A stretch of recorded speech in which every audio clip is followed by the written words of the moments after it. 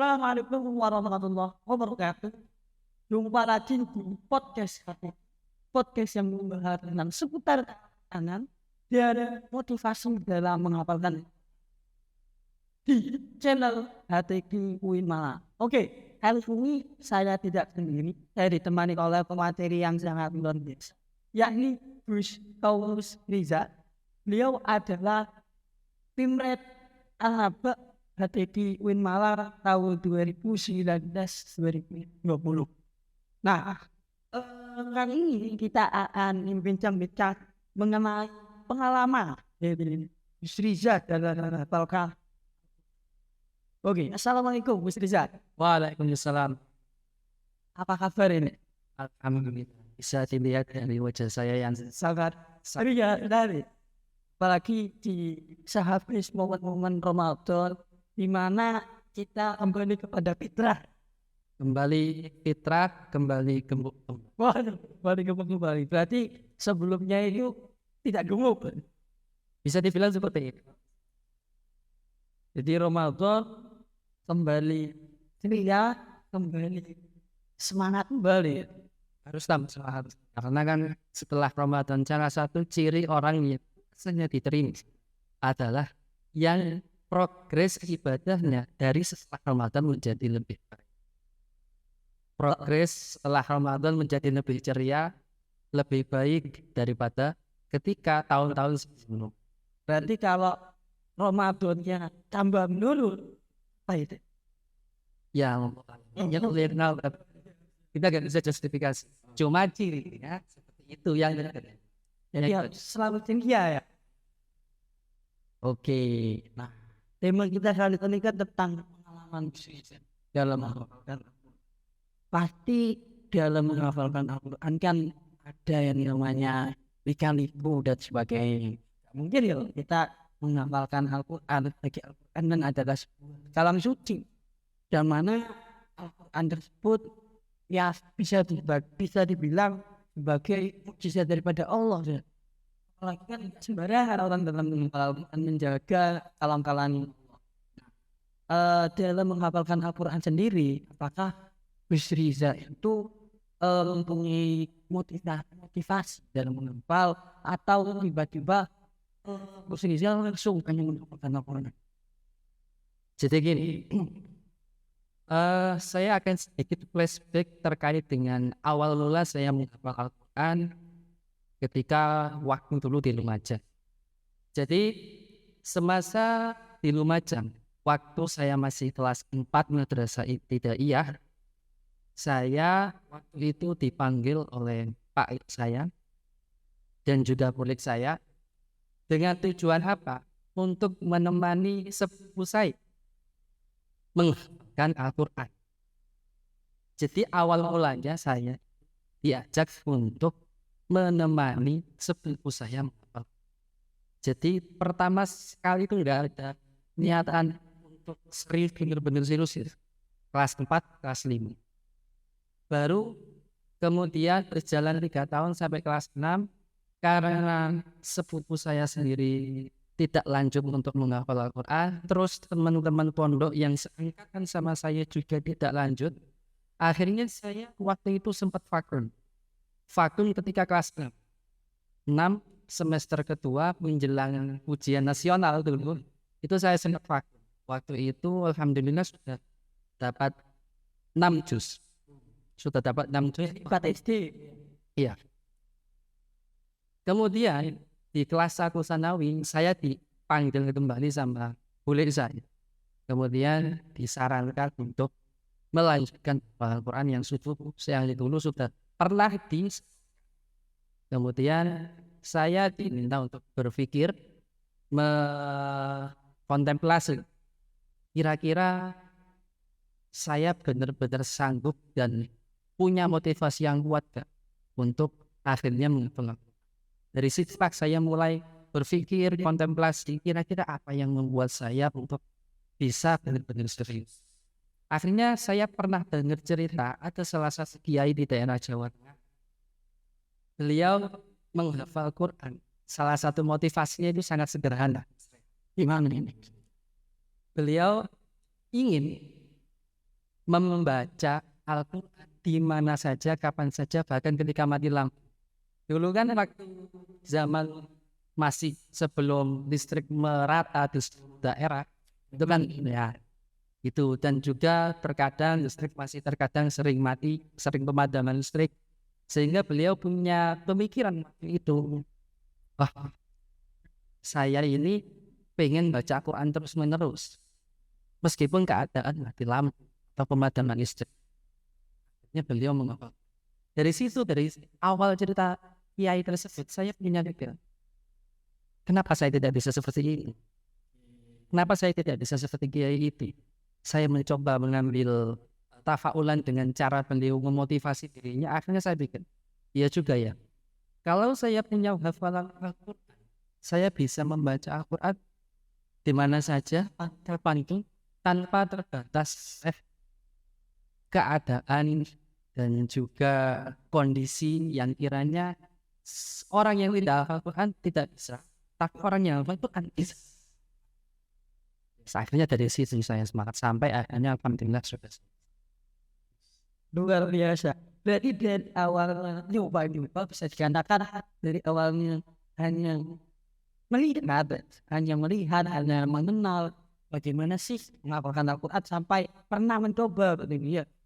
Coba namun vakum karena dikatakan kelas 6 kan namanya masa SD, itu kan umurnya memang orang masih bisa dikatakan labil, bisa dikatakan masih lebih memikirkan kondisi pada saat itu. Jadi untuk keadaan serius itu masih belum terlalu serius berarti ya.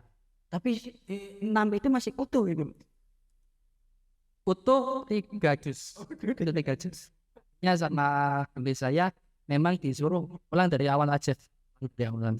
Nanti setiap 5 juz sama beliau dites.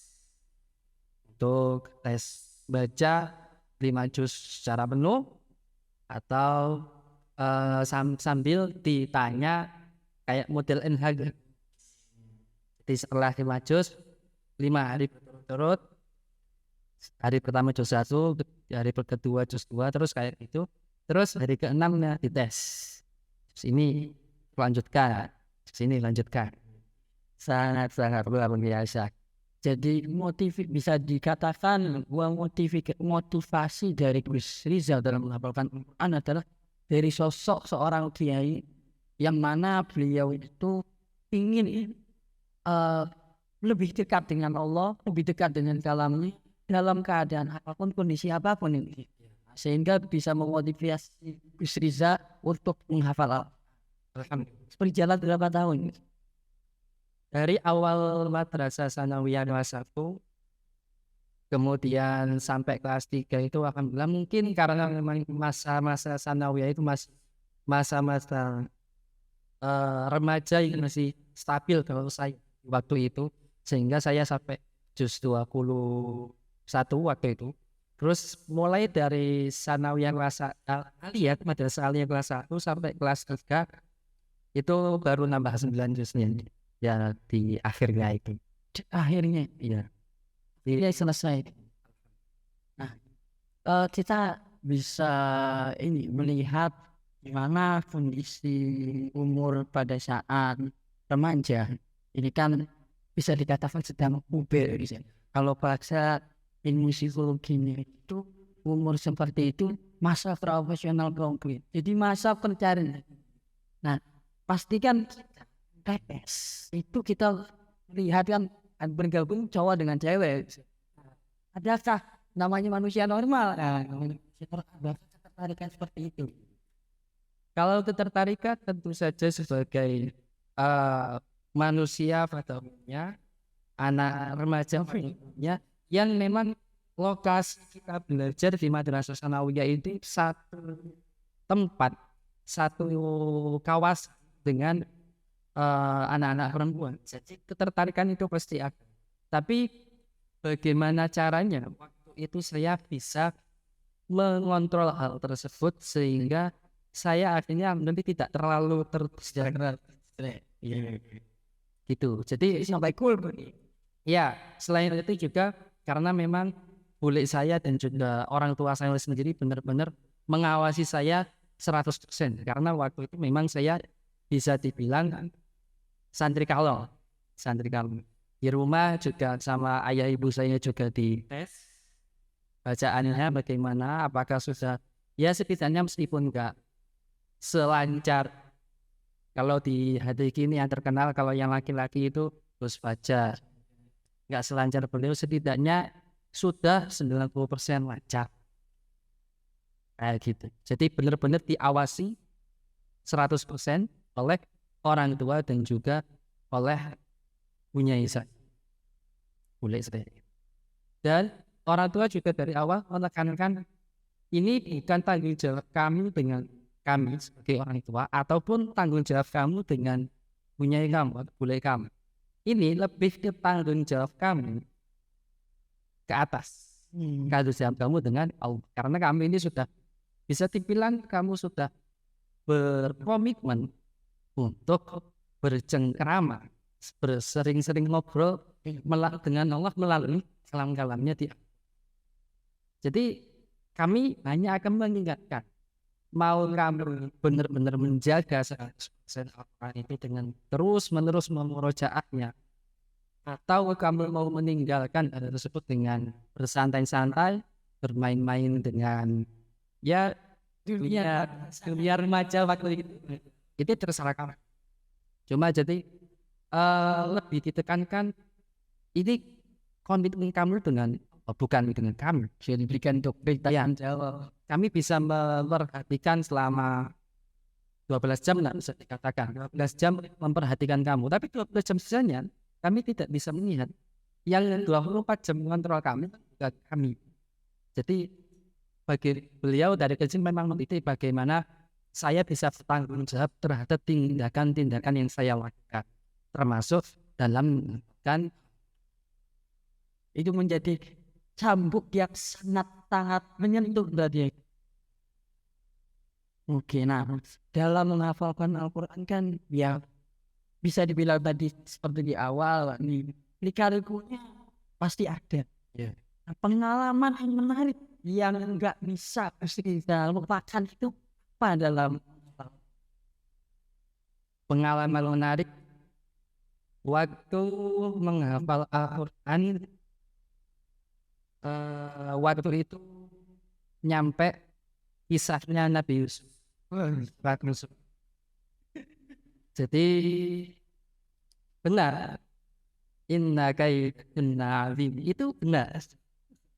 Dan sudah mungkin itu yang bisa dibilang saya katakan cobaan terbesar saya saat itu adalah sosok yang makhluk ciptaan Tuhan yang namanya perempuan waktu itu. Ya saya tidak menyalahkan itu karena memang itu buat apa ya, sekedar ujian, buat ujian dari Allah, sebagai ujian dari Allah. Lurus aja kan enggak ya. Akhirnya waktu itu bisa dibilang saya sempat tertarik. Jadi posisi saya bukan seperti Nabi Yusuf yang disukai oleh Zulaikha, tapi posisi saya adalah layaknya Zulaikha yang mengejar-kejar Yusuf. Begitu. Jadi sebegitu sukanya, tertariknya sama dia sampai saya benar-benar waktu itu mengejar. Akan tetapi pada suatu juz 13 awal, "Wa ubari'u nafsi inna nafsa la'amaratun bis-su'i illa ma rahima rabbi." Waktu sampai hafalan juz itu, enggak tahu kenapa saya ini sudah masuk koridor nafsu. Jadi dari sini saya harus bisa menarik kembali kekangan nafsu yang saya awalnya tertarik. Jadi kan nafsu itu ibarat hewan buas. Bagaimana kita bisa mengekang nafsu itu supaya nafsu itu bisa lebih dikendalikan. Bukan jinak, karena nafsu tidak akan bisa jinak. Karena nafsu itu pasti seperti hewan buas. Bagaimana kita lebih dikendalikan. Hati-hatilah ya. Menjaga jarak dengan hal-hal yang bermanfaat. Akhirnya waktu itu saya sampai berhenti dalam hal sampai tidak setoran 1 bulan karena benar-benar kontemplasi memikirkan ini apa yang harus saya lakukan selanjutnya sehingga saya tidak terjatuh di lubang yang sama untuk langkah-langkah yang selanjutnya, untuk jus-jus yang selanjutnya. Bagaimana caranya saya tidak jatuh lagi di lubang yang sama. Karena sebodoh-bodohnya orang adalah orang yang jatuh di lubang itu. Jadi akhirnya dari situ dapat tamparan dari orang tua. Saya waktu itu sama ayah saya. Jadi ayah saya, beliau mengatakan ya perasaan itu adalah normal. Akan tetapi ingat, kamu punya tanggung jawab moral yang lebih sebagai seseorang yang diharapkan nanti di masyarakat kamu. Dari sekarang aja kamu sudah mendapatkan titel seorang hafiz Quran meskipun kamu belum hafal. Bagaimana kamu bisa menjaga itu, mempertanggungjawabkan hal tersebut? Karena yang melihat kamu, sekali lagi yang melihat kamu dan masyarakat secara umum. Kami tidak sebagai orang tua tentu sesalah apapun kami tetap mengingatkan, meskipun akhirnya kami tetap menganggap anak itu baik meskipun salah, meskipun kami tetap mengingatkan. Kalau orang lain sebenarnya apapun kamu pasti salah, tapi bagaimana kamu bisa mempertanggungjawabkan hal-hal yang kamu lakukan? Jangan sampai satu kesalahan kecil yang kamu lakukan membuat kamu terjatuh dalam lubang yang dalam yang sampai kamu tidak bisa naik lagi. Terus setelah kamu bisa naik, kok kamu berjalan jatuh lagi? Berarti kamu sebodoh-bodohnya orang. Jadi alhamdulillah sekali saya itu bisa dibilang punya orang tua yang enak banget buat diajak diskusi. Sering ngobrol sama beliau, berdiskusi terkait semua hal. Mungkin mirip ceritanya kalau di YouTube itu yang saya lihat Habib Hussein Ja'far. Beliau kan pernah cerita kalau beliau sering diskusi dengan ayahnya. Saya juga sering diskusi dengan ayah. Lebih seringnya beliau itu menceritakan pendapat-pendapat, pandangan-pandangan kiai. Beliau kan sangat cinta sama kiainya yang bernama Abdullah Kiai Jamaluddin Ahmad. Sangat suka banget. Setiap kajiannya di ngaji Al-Hikam di radio beliau selalu makanya daunnya beliau pasti sering mengutip Mbah Yai. Dia ini tahu pernah bilang gini, jadi misalkan bukan kalau kondisi dan juga keadaannya mendukung kamu melakukan hal tersebut, tapi kalau ternyata tidak mendukung, coba kamu melakukan hal lain yang kiranya itu maslahat, kan bisa mendukung khususnya untuk pribadi kita. Oke, berarti tantangan yang paling berat itu ya wanita itu tadi. Ya, karena kawasan saya belajar tidak full seperti mungkin kalau di Madrasatul Quran Jombang, Tebu Ireng laki-laki semua. Jadi sangat mendukung untuk tidak terdistrak dengan yang namanya perempuan. Kalau saya memang waktu itu terdistrak dengan perempuan karena kondisinya, keadaan kawasan tempat saya belajar hafal Al-Quran itu adalah kawasan yang saya dalam 6 jam, mulai jam 7 sampai jam 1 itu saya bertemu dan bercengkrama dengan perempuan. Jadi tidak menutup sebuah kemungkinan kalau seperti itu ya. Tapi kan kembali lagi bagaimana niat dan juga bagaimana pengingat ya, orang tua, sebuah mutiara yang tidak usah jauh-jauh kita cari ya, tidak usah jauh-jauh kita cari, sudah ada di depan mata dengan yang cukup menyentuh dalam kalbu yang sebagaimana menjadi pengingat dikala memang kita sedang jatuh, kala kita sedang bunda, ternyata orang Allah selalu ada, sehingga Gus Rizal bisa sampai tulis dalam politis ini.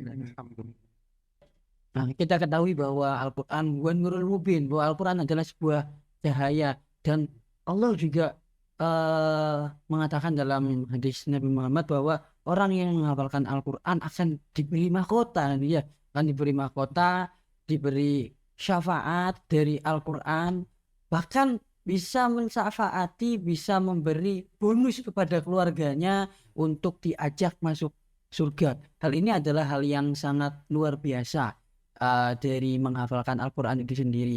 Nah, mungkin lebih spesifiknya sekarang bagaimana, apa sih manfaat dari Gus Rizal sendiri, manfaat yang sudah dituai dari menghafalkan Al-Quran ini? Oke. Kalau saya sendiri merasakan manfaatnya yang paling banyak adalah ketika kita dalam keadaan mental atau jiwa kita lagi down. Nah, Itu biasanya ketika, karena kita sudah biasa murojaah ya, pasti nggak mungkin nggak murojaah, nggak mungkin meninggalkan murojaah. Itu pasti ketika kayak apa ya, kayak tiba-tiba diberi semangat kembali ketika nyampe ayat apa, mengingatkan sesuai dengan konkret ya, permasalahan, Mas, ya. iya. Luar biasa. Suatu saat saya juga pernah terlalu bahagia dengan prestasi-prestasi, dengan pencapaian-pencapaian. Ketika baca Quran juga diingatkan, kayak gitu. Pernah. Jadi mungkin semuanya juga pernah merasakan hal tersebut ketika kita sudah terbiasa mendawamkan murojaah Al-Quran, terus mengangan-angan maknanya Al-Quran. Itu kita seakan-akan, oh mungkin maksudnya gini. Akhirnya setelah kayak pertama kan nyampe ke hati dulu, mungkin maksudnya Al-Quran gini ya. Akhirnya dari hal tersebut saya mencoba membuka buku-buku atau kitab-kitab yang berkaitan dengan ayat tersebut. Oh ternyata betul maksudnya itu gini, bahwa Allah itu nggak pernah meninggalkan hambanya yang selalu bergantung kepada Allah. Apalagi hamba yang sudah disebutkan dalam hadis kan ahlullah wa khos. Masuk ya tego Gusti Allah meninggalkan kita yang sudah disebut ahlullah. Meskipun pada suatu saat ketika saya terlampau euforia, bahagia, saya terkadang juga diingatkan, stop, jangan terlalu bahagia. Ingat, di dunia ini kehidupan cuma sementara. Ayo kembali lagi kendalikan bahagiamu untuk hal yang lebih positif. Jangan cuma euforia yang sia-sia. Hal tersebut malah akan membuat kita semakin menjauh dari Al-Quran. Alhamdulillah, kalau dari saya sendiri hal tersebut, Mas Gus Rehan. Jadi lebih ke arah sebagai itu nadhira. Udah Al-Quran adalah sebagai petunjuk. Basyira wa nadhira, kalau Basyir wa nadhir. lebih ke situ. Oh, lebih ke basyir wa nadhir. Jadi kalau susah dikasih basyira sama Allah melalui Membaca ayat Al-Quran. Kalau lagi terlalu bahagia sampai bahagianya itu mengarah ke kemaksiatan, menjadi nadhira. Sampai kalau saya sendiri, tadi saya sempat ngobrol sama Gus Fikri juga waktu sebelum podcast.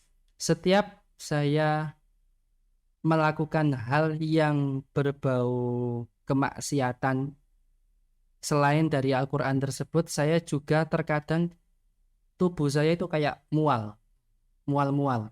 Saya tanyakan akhirnya sama guru-guru saya, sama teman-teman saya yang ahli dalam hal tersebut. Katanya itu rohnya sampean, jiwanya sampean menolak hal tersebut. Karena sudah ada Al-Quran. Iya. Oke. Karena pada dasarnya ruh sendiri kan tidak tercipta untuk keburukan. Iya. Mereka, para ruh itu sudah berikrar kepada Allah bahwa Allah itu Tuhan, satu-satunya Tuhan, tapi berikrar kebaikan kepada Allah. Ya masa, tapi karena ruh itu dimasukkan ke dalam jasad yang berbeda-beda, ya akhirnya tergantung jasadnya itu dan juga nafsu dan juga hatinya si pemilik ruh dan jasad itu mau mengarahkan ruh ini mau ke kebaikan atau ke keburukan. Gitu. Jadi kalau dari saya sendiri lebih manfaat dalam hal penghenti atau pengingat langkah-langkah saya dalam menapaki kehidupan di dunia ini. Gus Rehan, gitu. Berarti memang Al-Quran itu sebagai petunjuk dan juga sebagai pengingat ya Gus. Ya, Oke. Nah, dalam menghafalkan Al-Quran juga kan pasti ada naik turunnya. Naik turun dalam, kalau yang sudah selesai pasti naik turun dalam berujaah. Pasti saja kan kita sebagai manusia normal dan juga menghadapi dunia ya yang sama. Nah, itu kan tantangannya pasti berbeda. Pasti kan kita mengalami sebuah tantangan tersebut. Karena ya memang namanya juga manusia, Allah juga menciptakan manusia juga pasti menciptakan manusia dan dunia itu kan pasti ada sebuah cobaan. Karena kita bisa mengibaratkan dunia itu seperti sebagai perjalanan menuju hakikat kehidupan yang abadi, yakni kan alam akhirat. Pasti ada lika-likunya. Kita kalau misalkan mau ke pantai kan mengalami lika-liku jalanan yang sangat terjal. Nah, sebagaimana apalagi orang yang kapabilitasnya sudah tinggi, yang memegang Al-Quran kan bisa dikatakan kapabilitasnya yang tinggi. Bagaimana tidak dikatakan kapabilitas yang tinggi? Karena Al-Quran sudah dihafal. Al-Quran adalah sebuah cahaya. Kalau katanya Yai Aksin itu orang yang menghafalkan Al-Quran, dia memegang sebuah cahaya. Jadi cahaya Al-Quran sudah menempel pada diri seorang manusia. Nah, pastinya Allah juga memberikan cobaan kepada hambanya itu kan sesuai dengan kapasitas daripada hambanya tersebut. Nah, kalau hambanya tersebut kapabilitasnya tinggi, Allah juga akan menguji dengan hal yang tinggi. Nah, mungkin dalam menghadapi persoalan yang seperti itu, teknik Gus Riza dalam meminimalisir atau memanajemen agar bagaimana sih mempertahankan hafalan Al-Quran ini, tips yang paling jitu ala Gus Riza. kalau saya dapat nasihat dari guru saya, itu kalau lagi dalam kondisi down, terus Al-Quran juga sampai sempat ditinggalkan, entah yang biasanya sehari baca 6 juz, 5 juz, 5 juz, 6 juz, akhirnya sehari cuma baca 1-2 juz, menurun lah. Bukan nggak sampai meninggalkan sepenuhnya.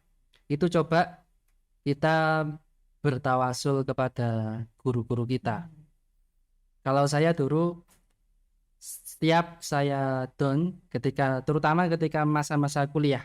Karena kalau masa-masa sekolah masih ada dalam pengawasan orang tua, jadi bisa langsung tanya ke orang tua, ada dalam pengawasan guru Pak Yai punya sehingga saya bisa langsung sowan ke beliau mengenai permasalahan saya.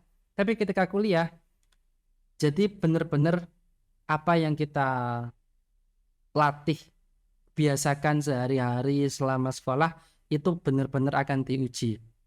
Jadi kalau saya sendiri, selain tadi mengingat komitmen itu secara pikiran, secara ruhani hati, bagaimana agar hati itu kembali tersambung dengan Al-Quran, karena memang tidak bisa dipungkiri, hati itu kan la yusammal qalbun illa litaqallubihi, tidak dinamai hati kecuali karena bolak-baliknya hati itu. Jadi ya bagaimana kita manajemen hati dengan cara menyambungkan hati kita kepada guru-guru kita. Karena mau bagaimanapun yang bisa menolong kita setelah kita sendiri adalah barokah doa-doa dari guru-guru kita.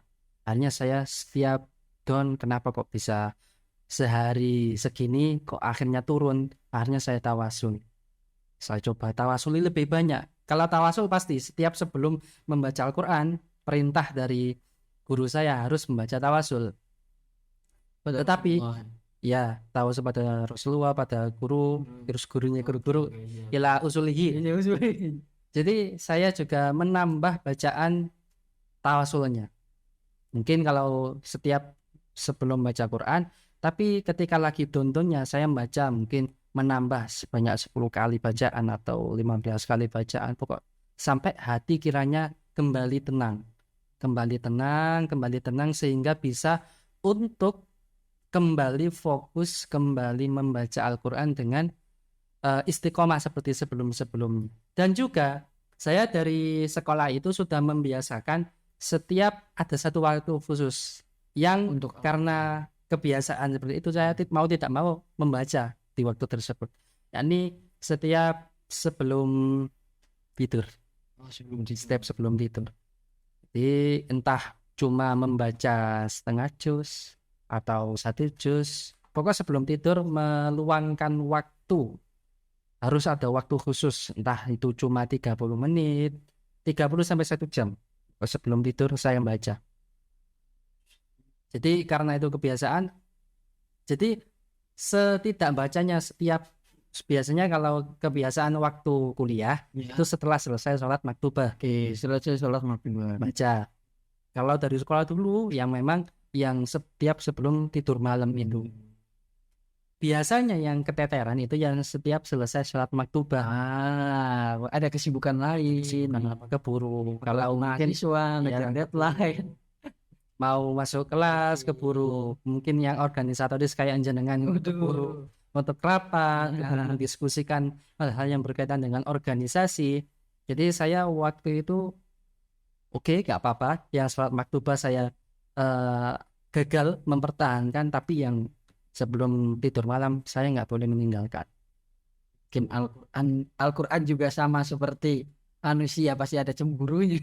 Kalau tidak ada waktu khusus untuk Al-Quran juga pasti cemburu. Jika Al-Quran cemburu kan hal yang sangat rugi. Perlian sudah kita cari dengan sulit, dilepaskan begitu saja kan, apakah tidak rugi ya?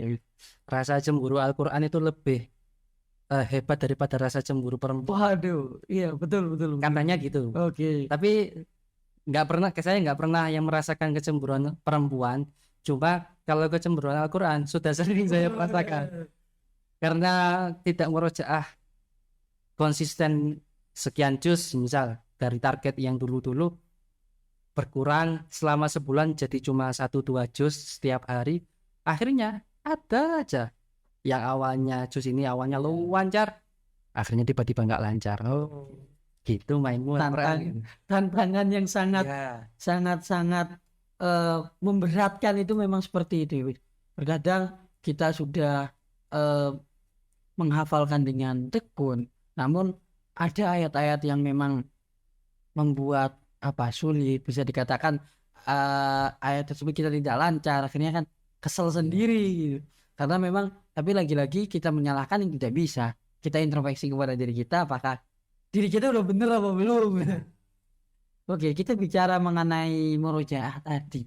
Nah, bahwa setelah selesai Al-Quran dihafal, tanggung jawab murojaah akan tetap ada. Nah, bagaimana Gus Riza mempertahankan, atau caranya Gus Riza mempertahankan murojaah Al-Quran, di mana kita semakin bertambahnya umur, itu kan kesibukan akan semakin bertambah. Kesibukan akan semakin terus bertambah.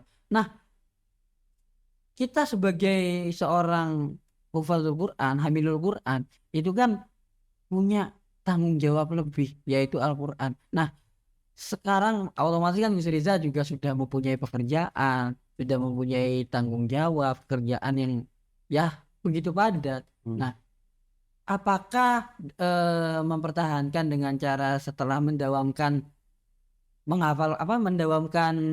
murojaah Al-Quran sebelum tidur itu terus terrealisasi, atau memang cobaannya berbenturan? Pasti. Saya bukan menyalahkan pilihan saya, karena memang ini konsekuensi saya memilih jurusan kimia dulu awal-awal, termasuk Saya itu karena di semasa aliyah, jadi semasa sanawiyah, madrasah sanawiyah, saya itu santai. Oke. Saya sibuk. Oh, sibuk. Saya sibuk karena ikut organisasi OSIS, mulai ikut pramuka, Iya. segala macamnya. Kemudian ketika masa aliyah, saya lebih banyak nganggurnya. Itu cobaan pertama untuk apa ya, menghafal Quran. Kemudian ketika kuliah, culture shock banget karena Oke. jadwalnya padat banget, Apalagi ada sehingga mahat awal-awal. mahat. Jadi benar-benar yang awalnya biasanya sebelum ketika masa-masa sekolah itu 1 jam karena di mahat dan segala macam tugas yang berkaitan dengan jurusan, itu akhirnya cuma kalau tidak salah ingat 15 sampai 30 menitan sebelum tidur itu. Bahkan yang paling parah pernah wis wudhu terus mau menjelang tidur sambil rebahan itu baru baca berapa halaman, Sudah 1 halaman ngantuk. 2 halaman ketiduran. Bukan ngantuk lagi, ketiduran. Hal sangat lumrah, saya juga seperti itu. Ya tapi akhirnya semakin berjalannya waktu akhirnya bisa kembali menyesuaikan. Alhamdulillah, tapi karena memang barokah waktu itu nyata. Orang kalau sudah terkena atau dapat yang namanya barokah waktu 1 jam itu bisa buat murojaah 2-3 juz bisa. Padahal bacaannya biasa saja. Tidak terasa. Ya, ingat kisahnya Arwan Amin. Mbah Yai Arwani. Terus kalau yang paling saya ingat itu yang kayaknya mustahil, Imam Syafi'i radhiyallahu anhu. Beliau setiap hari, apalagi yang paling terkenal kisahnya ketika beliau tidur di rumahnya muridnya Imam Hambali. Ya. Beliau waktu itu dikiranya sama putrinya Imam Hambali tidur, ternyata beliau membaca Al-Quran sambil mencari hukum-hukum dalam waktu semalam. Kalau bukan karena barokah waktu, itu mustahil. Padahal dilihat dengan kasat mata beliau sedang tidur. Jadi belajar dari kisahnya Imam Syafi'i tersebut, barokah waktu itu pasti ada. Saya pernah nggak sering, bahkan jarang banget. Kalau lagi mungkin posisi ruh kita, hati kita lagi deket-deketnya sama Allah. Mungkin bukan hanya saya, jenengan kalau sekelas kiai kan setiap hari pasti dekat. Kalau sekelas masih kayak kita masih Gus panggilannya, itu berarti masih banyak nakalnya bisa dibilang. Jadi jarang banget. Saya merasakan waktu itu malah lebih banyak merasakan ketika masih masa sekolah. Masa kuliah ini jarang banget. Ketika masa sekolah saya lumayan sering untuk merasakan barokah waktu. 1 jam yang paling terasa itu antara maghrib sama isya. Dulu istiqomah murojaah waktu itu yang awalnya cuma bisa setengah juz, kemudian berjalannya waktu jadi 1 juz. Paling saya rasakan itu sampai 2 juz setengah dengan bacaan yang standar, bukan cepat, standar. Memang benar-benar barokah waktu berarti. Ya. Dan itu tidak semua orang, dan saya sendiri pun mendapatkan hal tersebut karena momen-momen tertentu saja, nggak bisa setiap hari. Tidak bisa istiqomah seperti itu. Ya.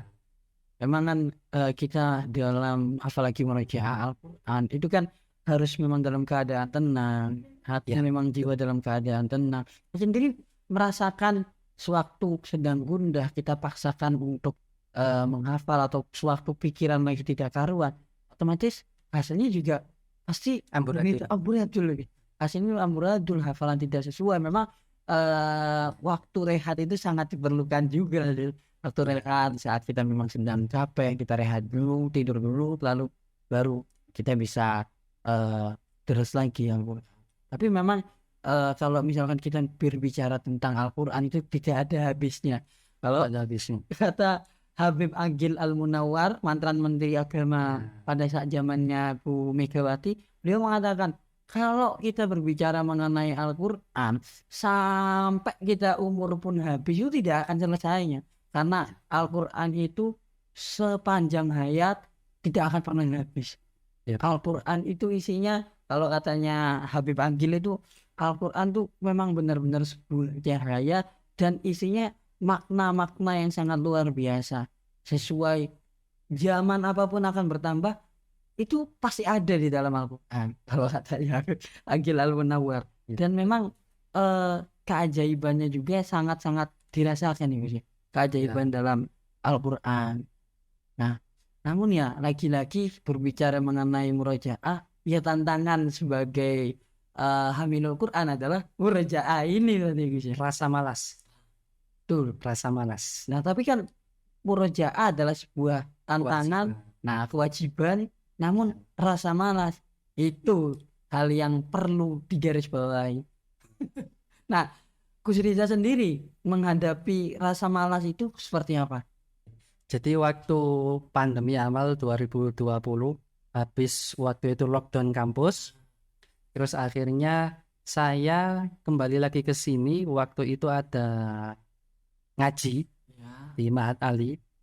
Mas berjalan itu Mas. Ya, masih berjalan ngaji.